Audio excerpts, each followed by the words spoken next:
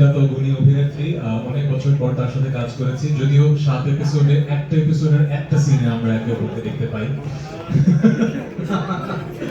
তাহসানের প্রথম web series with চোরকি, আশা করি আপনাদের ভালোই লাগবে, কারণ কাজ করতে গিয়ে আমাদের খুব ভালো লেগেছে। It was good to be working with her, এবং সবার সাথে হয়তো সিনস আমার হয়নি, কিন্তু আমি সবারই ভক্ত। অসম্ভব গুণী অভিনেত্রী অর্ষা, আর কি বলবো, মানে my arch nemesis in the series, কিন্তু I'm also a fan, কারণ ক্রিকেট খেলতে যে কতটা বেগ পেতে হয়েছে, এত বড় ফিল্ডে ফ্লাড লাইটের নিচে 6 মারা, ওটা তো বডি ডাবল মারছে না, আমাকেই মারতে হচ্ছে। সো আমার হয়তো একটা 6 মারতে যে 20টা বল খেলতে হয়েছে, কিন্তু এই ভদ্রলোকের দেখলাম যে 2 বলে এক একটা 6 মেরে দিচ্ছেন।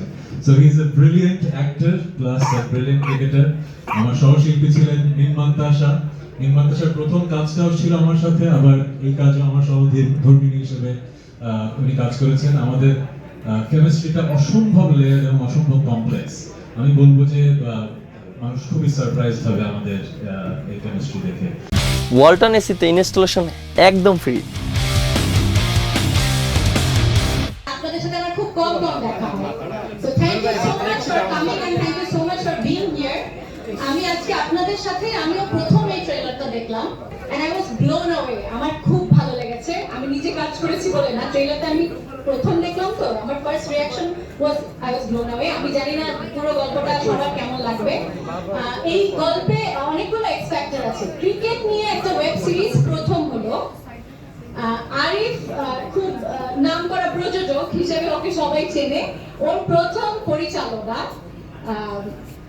তারপর তাহসানের প্রথম ওয়েব সিরিজ উইথ চোরকি, তারপরে আমার আর অর্ষার অনেকতম ওয়েব সিরিজ, বাট আমাদের স্ক্রিন শেয়ার না হলে, মানে সিন শেয়ার না হলে স্ক্রিন শেয়ার করেছি আমরা।